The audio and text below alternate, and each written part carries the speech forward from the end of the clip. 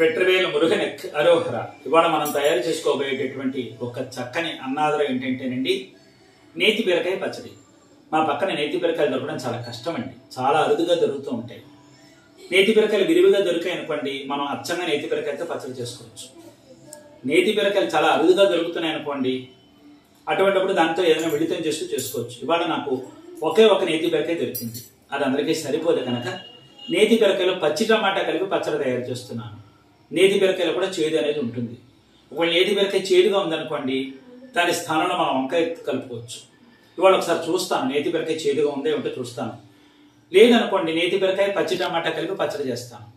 ఒకవేళ నేతి బీరకాయ చేదుగా ఉందనుకోండి, నేతి బీరకాయ స్థానంలో వంకాయను పెడతాను. అది ఎలా తయారు చేసుకోవాలో ఏమిటో మీకు చెప్తారండి. ఇది అన్నంలోకి మాత్రమే కాదు, అనేక రకాల అల్పాహారాల నంచుకోవడానికి కూడా చాలా రుచికరంగా ఉంటుంది. నీకు ఏమాత్రం ఆలస్యం లేకుండా నేతి బీరకాయ పచ్చి టమాటా కలిపి పచ్చడి యొక్క తయారీ విధానం చెప్తాను, రండి.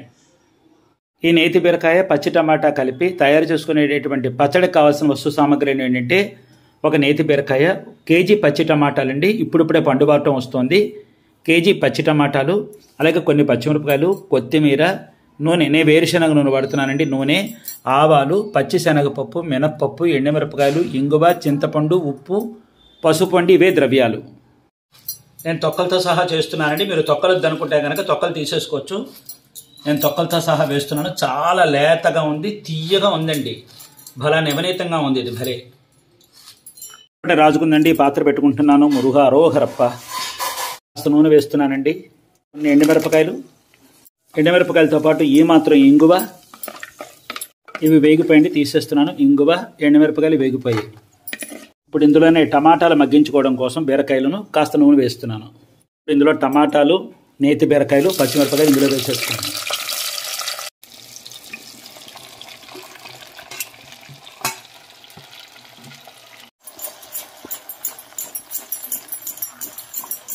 ఇప్పుడు కాసేపు మూత పెట్టేసుకుందామండి.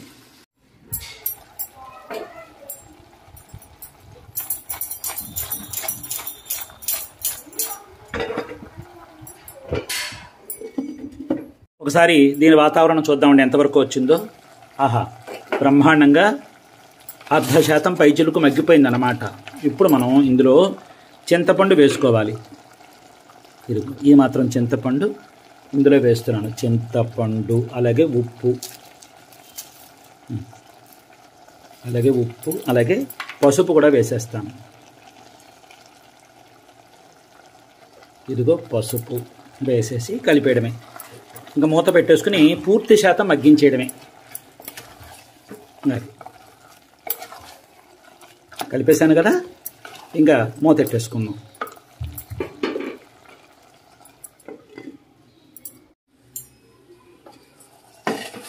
ఇది పూర్తిగా నూనెలో మగ్గిపోయిందండి. ఇంకా పాత్ర దించేసుకుంటున్నాను. దించేసిన తర్వాత మనం కొత్తిమీర వేసుకోవాలి.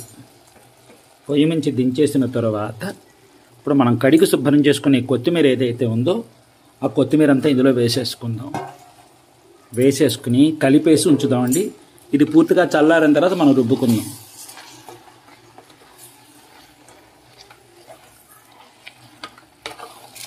అది ఇలాగా ఏం చేద్దామంటే పోపు వేయించేసుకుందాం, పని అయిపోతుంది. ఏమండి, ఇప్పుడు ఈ పచ్చళ్ళకు పోపు వేయించుకోవడం కోసం ఈ పాత్ర పెడుతున్నానండి. ఇందులో కాస్త నూనె చుక్క వేస్తున్నాను. ఇందులో కాస్త ఆవాలు, కాస్త శనగపప్పు, కాస్త మినప్పప్పు,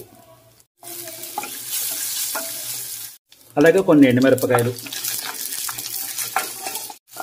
పోపు వేగిపోయిందండి, దించేస్తున్నాను.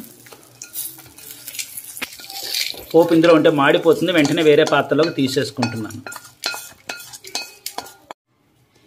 ఇప్పుడు ఈ ముద్ద పూర్తిగా చల్లారిన తర్వాత మనం రుబ్బుకుందామండి. ఇది పూర్తిగా చల్లారనివ్వని చెప్తాను. ఇప్పుడు ఇది పూర్తిగా చల్లారిపోయిందండి. ఇప్పుడు పచ్చడి తయారు చేసుకుందాం. రుబ్బురోలు సిద్ధపరచుకున్నాను. ఇంగువ, అలాగే ఎండుమిరపకాయలు వేసి దంచేస్తాను ముందు.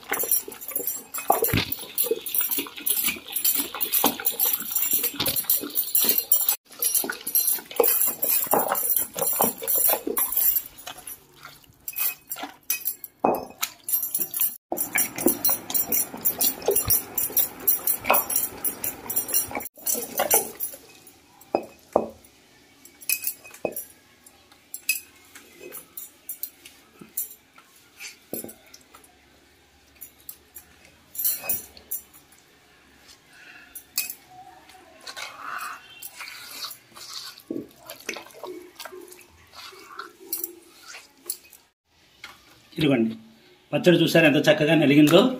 అది నేను వేసినటువంటి ఉప్పు కారం పులుపు అన్నీ సరిపోయాయి. ఇంక ఈ పోపు కలిపేసుకుందామండి.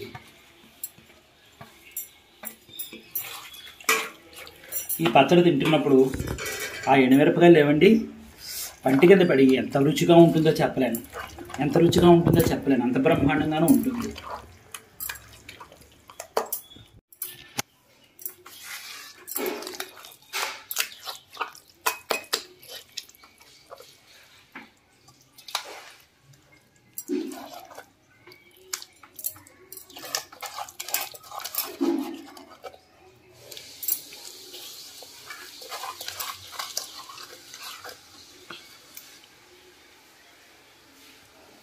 ఇదండి చూసారు కదా, ఇవాళ మనం తయారు చేసుకున్న నేతి బీరకాయ టమాటా పచ్చడి అనమాట.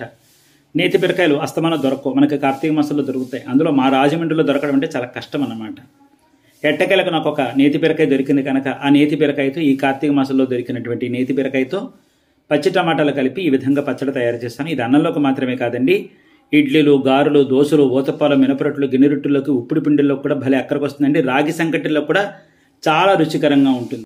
ఈ నేతి బీరకాయలు దొరకని పక్షంలో మనం సాధారణ బీరకాయలు కూడా, అంటే మనకు నిత్యకృత్యం దొరికేటటువంటి బీరకాయలతో కూడా ఈ పచ్చడిని ఈ రీతిలో తయారు చేసుకోవచ్చండి. చాలా రుచికరంగా ఉంటుంది. ఈ పట్టు మీరు ఈ విధంగా నేతి బీరకాయలతో ఈ పచ్చడిని తయారు చేసుకుని మీరు రుచి చూసిన తర్వాత మీ చక్కని అనుభూతి నాకు చెప్పండి. నేను చాలా చాలా సంతోషిస్తానండి. ఇవాళ నేను తయారు చేసినటువంటి నేతి బీరకాయ పచ్చి టమాటా పచ్చడి యొక్క తయారీ విధానం మీకు నచ్చినట్టయితే లైక్ చేయండి, షేర్ చేయండి, సబ్స్క్రైబ్ చేయండి, పక్కనున్న గంట పిల్ల కొట్టండి. మళ్ళీ మరొక మంచి సాంప్రదాయబద్ధమైనటువంటి వంటకంతో మీ ముందుకు వచ్చి కలుస్తానండి. అంతవరకు సెలవు మరి. సర్వే జన సుఖినో భవంతు, సమస్త సన్మంగళాని భవంతు. సర్వం శ్రీ సుబ్రహ్మణ్యేశ్వరార్పణమస్తు. శుభం భూయాత్. ఉంటానండి మరి.